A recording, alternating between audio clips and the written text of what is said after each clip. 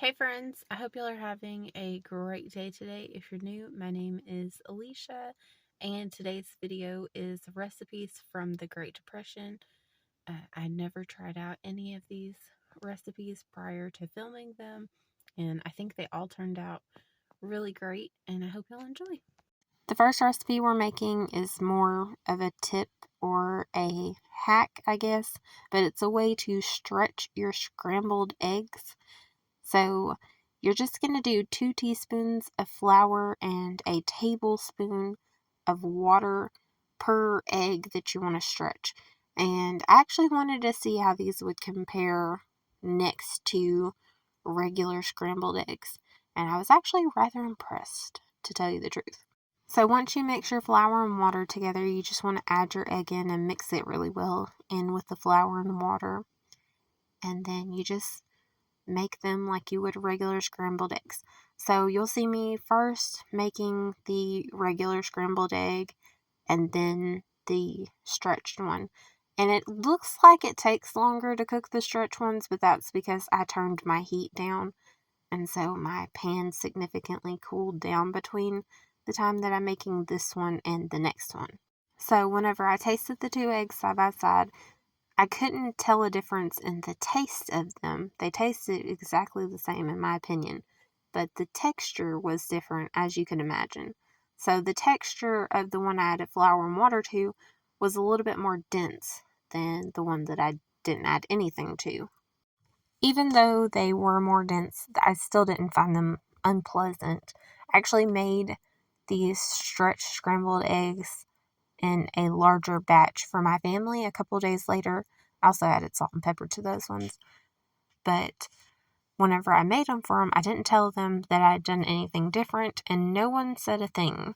Probably because they weren't tasting them side by side, so they probably couldn't even tell a difference. They ate them just like they normally would.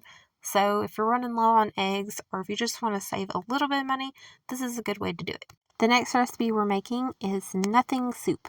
So it can be made a whole lot of different ways because it's made based off of what you already have on hand. And that's how they would make it, according to the recipe.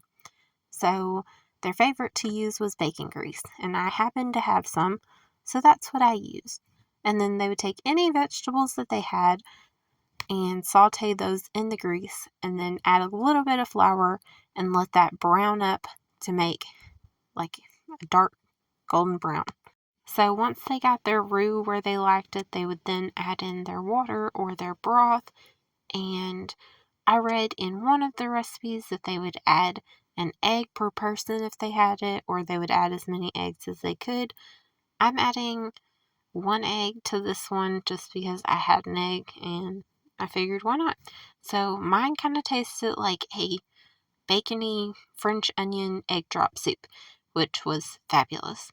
But it can literally be made with anything that you have. You could just toss a bunch of leftovers in a pot and make it like that. Just anything that you have. It's a way to get creative and stretch your food into another meal. The reason this recipe is called nothing soup is because even if you don't have anything left at the end of the week, let's say you don't have any leftovers or any vegetables of any kind, well, you can still take some kind of fat, like let's say you made hamburgers or, hamburger meat earlier in the week. You can save the grease that comes off of that, just put it in the freezer, use that plus just a little bit of flour and make a nice golden brown roux. Add salt and pepper, slowly add in your water to make like a pot of soup, and that's how they would do it. I read that if they had used bacon grease and they didn't have anything else to add, then they would just think of better times because of the lingering bacon flavor. The next recipe we're making is for slug burgers. So this recipe is pretty well controversial. I read many ways on how to make it. I also read a lot of different places claiming where they originated at. But from what I first read, the reason they're called slug burgers is because a counterfeit 5-cent piece used to be called a slug. And these burgers used to sell for 5 cents a piece. And the reason they called them slugs is because they too weren't exactly what they seemed. So like I said, I found many different recipes for slug burgers. I just mixed a couple together, to be honest, and just made it into what I thought would be the easiest to actually make. So I took 2 pounds of deer meat, actually. You can use any kind of ground meat that you want. And then I added 3/4 of a cup each of cornmeal. I actually used the self-rising kind because that's all I had, and flour. The only other things I added to these was salt and pepper, and then you just want to cook them up however you want. I'm cooking mine on my griddle top because I figured that would be the best way to cook them all. I actually got 16 burgers out of 2 pounds of meat, which I thought was really good. You can also add any toppings that you like. I read that it was really popular to add grilled onions to the burgers because that was another way to stretch them, because onions have always been a budget food, a very delicious budget food.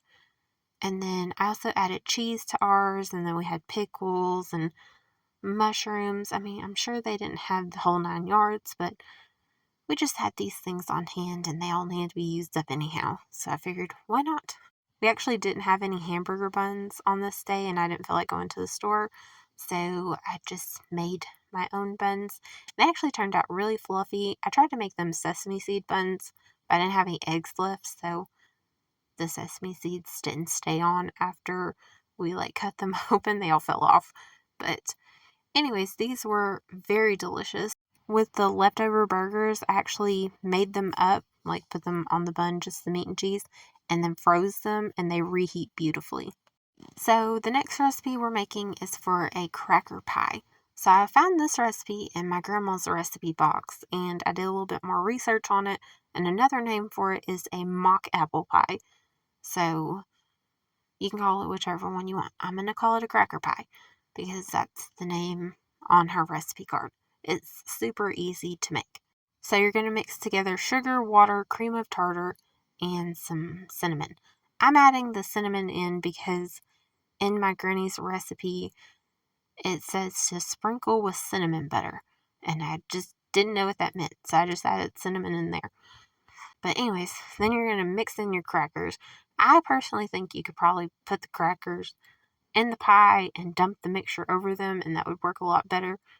But I was trying to follow the recipe as best as possible. You'll also want a deep dish pie crust.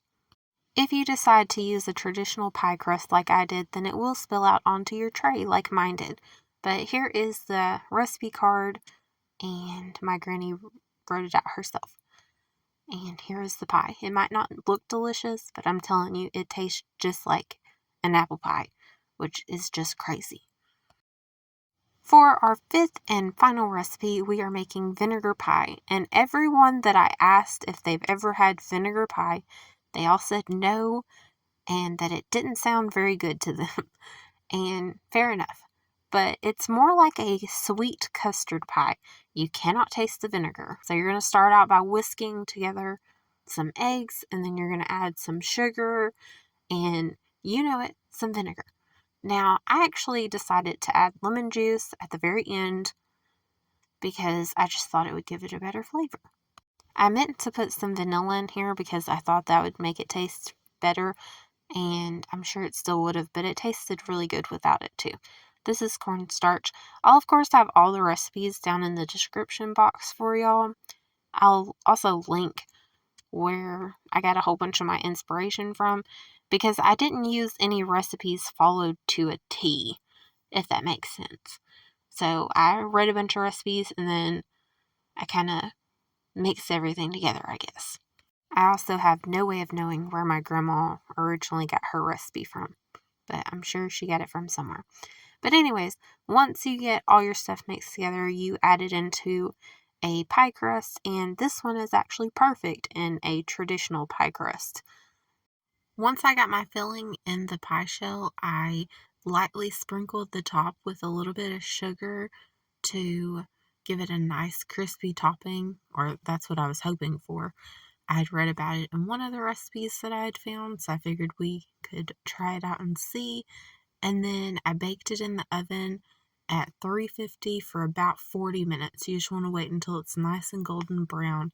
Once it's done, the topping is really nice and crispy or crunchy, and the rest of the filling is similar to like a lemon curd or custard. Not really sure how to describe it, but we had it with ice cream and it was fantastic. I hope y'all enjoy these recipes and I hope y'all have a fabulous day. I pray that 2024 brings y'all lots of peace and blessings. But above all, don't ever forget that Jesus loves y'all and I love y'all too. I'll see you soon. Bye.